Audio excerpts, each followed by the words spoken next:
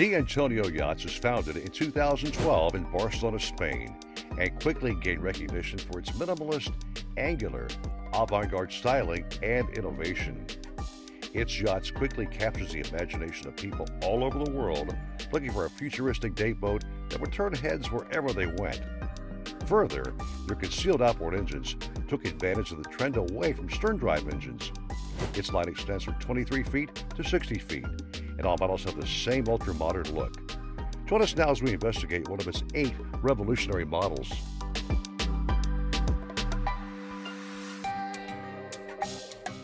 Today we find ourselves in the beautiful turquoise waters just south of Key Biscayne, and we couldn't think of a better location to test a true Miami boat. Today we're on the Antonio D50. There's a wow factor about this boat, the styling, the lines. It's just plain sexy. A lot like Captain Shelley out here. Today we're going to perform a full features inspection and performance test. I'm Captain Shelley. I'm Captain Eric Brandon. Let's kick this off right now. The Antonio D50 Coupe has a length overall of 48 feet 10 inches, a beam of 14 feet 5 inches, an empty weight of 11,500 pounds, and she draws 2 feet 3 inches engines up.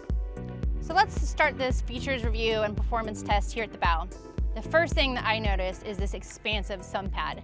So it's 72 inches by 75 inches. This is Antonio's standard model, but buyers can also opt for a splash pool or jacuzzi to be placed here. Simply anchor the boat, push a button, and fill the pool with seawater. Enjoy the soak, then when you're finished, drain the pool and replace the cushions. There's nothing like it in class. And then all the way forward you have reverse seating, so this is a cool area for a hangout, have a good conversation. And underneath this seat, there is storage. So currently in there is a shade that you can deploy. It attaches to that T-top. You have 2 carbon fiber poles that you can put out and have this whole area be shaded. But I also see a drain in there, so this could easily be an ice box. All the way forward, there's anchor locker. Within is an electric windlass and a lot of storage space, so the chain goes in there, but you can also throw fenders. Flush-mounted cleats on either side. And all the way forward is that extended anchor arm roller. Now, that's actually an important feature on a boat like this because it has a plumb bow. This is kind of a new style that we're seeing. It originated in Europe. It's generally making its way to the US. It not only gives the boat a stylish, sleek look, but it actually has some functionality to it too. So a traditional hull, when you're in bigger waves, that hull is gonna need to displace a decent amount of water, and so you'll get some banging as you go along. Whereas this plumb bow, because it's just straight up and down, you just slice right through. Now let's head aft. Walking, I noticed the gunnel height, 29 inches. I feel really safe and secure up here. And the width of this walkway is 20 inches. Another striking feature of the D50 is this single solid piece windshield. It's got 2 wiper blades, and I'll tell you from inside, it gives great views from the helm station. And note this welcome extra long brow, which provides the captain with shade to reduce glare when running at midday. Moving aft from the midship cleat, these are actually fender clips. I like these fender clips because you're just sliding a loop through and the fenders hang really nicely. On both sides, this carbon fiber pole can actually lift all the way up and out, and so now it's a boarding step, but when it's in place, gives it a futuristic look. What do you think? Very cool, Captain Shelley, but almost as cool as the interior of this boat. Now we're midship and a lot going on. First of all, I'm comfortable at 5'11", over my head, 7 feet to the top, plenty of room. To my left, want to have a little snack, whatever else. Pop the top on the galley over here. You've got twin burners right here. You've got a freshwater sink with a wash down. Close the top. Down below, you've got storage for your flatware, cookware, etc. Right next to it is the refrigerator, which is large and big, keeps all those things cool. Off to my side here again, a cocktail area with a fridge. Make those Mai Tais, margaritas, have a great, nice, cool cocktail. You've got these beautiful seats here on both sides. The fabric is called Moburn Sundance. Cool to the touch, no rot, no fade, repels water, really is cushy and comfy. Also on your passenger side, matter of fact, the entire fabric of the boat is Moburn Sundance. I'm feeling cool, by the way. Wanna know why? Ventilation coming right through this window on both sides. And above me, giving me natural light. I love how this looks. Speaking of comfy, what's below that entry door into the front cabin? Captain Shelley shows us right now. There is a nice sturdy stainless steel grab rail for your way down. And you end up in this big space with a lot of natural light coming in. In the master suite, there is 6 foot 3 inches of headroom, and the sleeping accommodations are 75 inches by 55 inches. There's a large drawer underneath for storage. You can walk around almost halfway. I like that there is a place to put things on both sides of the bed. There are hanging lockers behind mirrors on both sides. And a nice added touch is that you can access the water closet from either this space in the master suite or from within the head. Now, right now, this area feels wide open and spacious, but you can actually close it off. There's a double hinged door that locks into place. This is a layout I don't typically see, especially on a boat this size. So they've got the water closet, or the actual toilet, in its own separate space that you can access from the master suite and from within here. An accordion pocket door and a separate walk-in shower. The headroom in this space is 6 feet 8 inches. There's a pedestal sink, storage down below, and a really big mirror.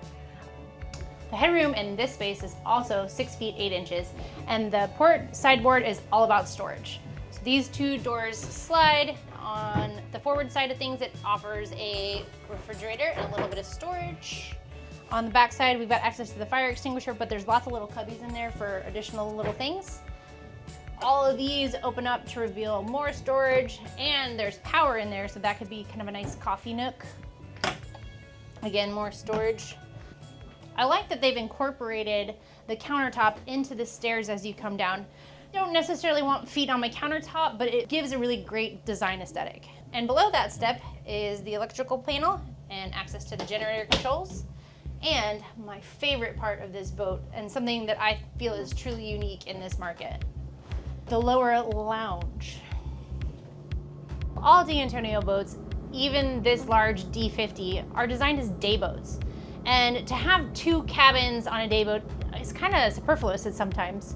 So this is such a cool use of this space. I've got whole side windows that I can still see that Miami skyline in the background.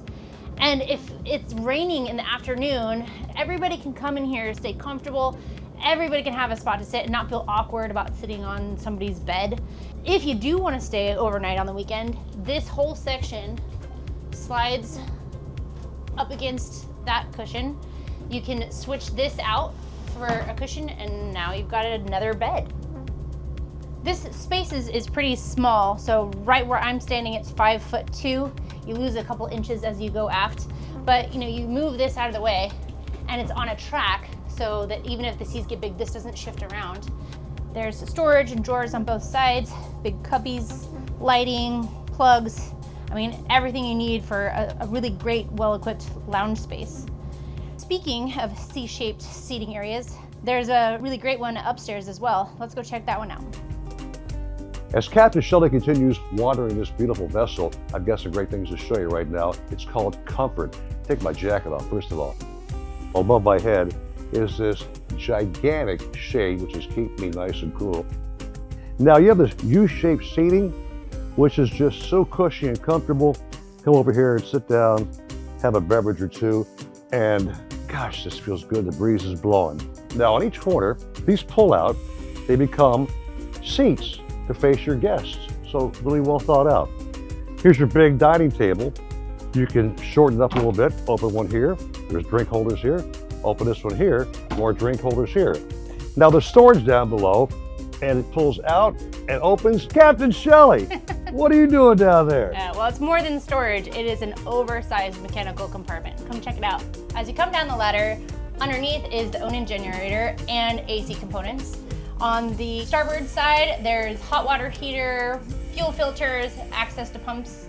And over here on the port side is the battery management system, and the freshwater washdown hose is back there. All the way forward in this space is the stainless steel fuel tank. The thing that really strikes me down here is the ease of access for everything. I'm kneeling, but there's so much room to work around down here. I have access to all my sea strainers, my water tanks, all the valves that I need access to. A big person can fit down here pretty easily. On the other side of this wall are the V12s. Nice to be back out in the fresh air. And as we head to the transom, we find yet another expansive sun pad. So this one is 107 inches wide by 100 inches long. An easily seat 4 with beverage receptacles in the middle. And like I promised, we'll check out these V12s. Captain Shelley, my turn to pop out and say surprise. This is really something we didn't know was here until we examined the boat. Talk about useful space. This thing is 9 feet wide. Really deep. I'm 5 feet 11. I can actually close this top and not hit my head. These carbon fiber poles you see here go to the bow shade. Right here, these hold the poles that Shelley showed you earlier to depart and exit the boat. Now, if you want to charge up your C-bobs, for example, you have a 110 outlet right here. So it's so well thought out. Got steps for me to actually escape and go back out again. But again, I can walk around here, move around here. I've got nothing to do but maybe even dance a little bit down here. And I'm really enjoying it. This is a space I had no idea existed, but you got to check this out on the Antonio. It's special. All right, that's enough out of you. I'm actually going to go and find the V12s like I promised. Can I come on now? Oh, no, okay, no, you're good in there. As you can see, that expansive hardtop covers the sun pad as well. So you can choose if you want to be in the sun or if you want to be in the shade. And then coming all the way to the transom, you come down 2 10-inch steps to this large platform. It's 162 inches wide and 55 inches deep. On any other outboard boat, if I were to be sitting here, I'd be in the water or sitting on a cowling. But the Antonio has done something really cool by hiding the outboards in this space in here. This is a smart design from De Antonio for a couple of reasons. One is there's not a lot of people out there that love the aesthetics of an outboard boat. You know, you just have 2 outboard motors sitting off the back of your boat and you lose your swim platform. You have no availability of a high-low hydraulic swim platform like is an option on the 50. But you also have access to the water well away from the propellers. Moms don't need to be concerned about kids hitting their legs or shins or toes on those propellers and cutting themselves. The one drawback I do see though is it might be a little tricky to do my freshwater flush at the end of the day. The De Antonio offers an optional freshwater flush system with a deck-mounted inlet. You can also choose from 4 400 horsepower outboards totaling 1,600 horsepower, capable of pushing the boat to a top speed of 58 miles per hour. At the helm, there's the Lumar thruster controls, the Mercury joystick piloting for outboard controls, and the steering wheel is on a tilt base. There is a centerline compass to that steering wheel.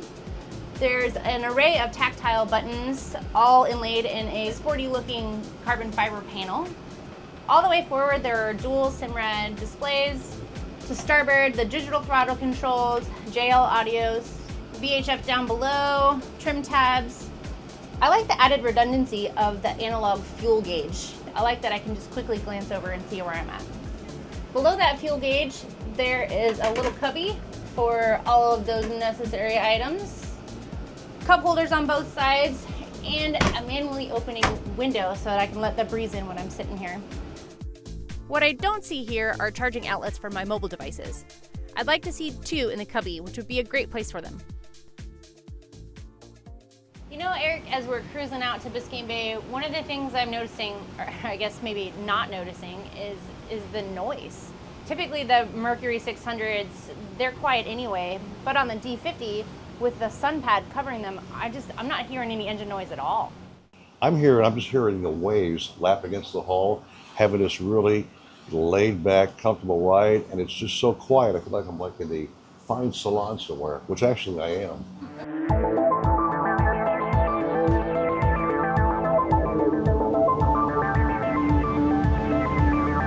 Our test boat was equipped with dual 600 horsepower Mercury V12 engines, and with them wound up to 6,200 RPM, our speed topped out at 50.1 miles per hour.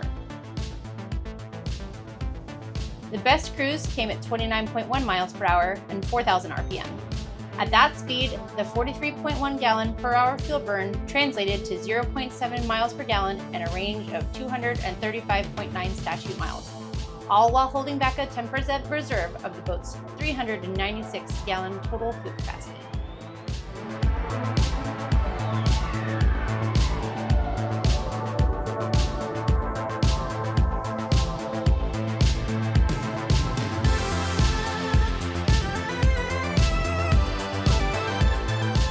Saw you earlier today doing some amazing turns, like how to dive. What was that all about? The boat really does turn really quickly. You know, as you make those harder, sharper turns, I did notice that it tended to need to up speed just a little bit. The boat's dry, there's no waves kicking up on us at all. Yeah, I mean, like the windshield is still dry from all of our performance testing today. Hasn't been a drop on it the entire day. Earlier, I was commenting to you that I felt like we were on top of the water, even though as we were talking to Antonio, they were saying that they designed this boat specifically to have a little bit more hull in the water when you're running to give you more stability. And it handles these waves. Go right through them. I give all this hull's I design. thought we were going to get wet on that one. Not a chance. They had hardly anything. That was impressive. We're in Antonio. We're not going to get wet, okay? Come on.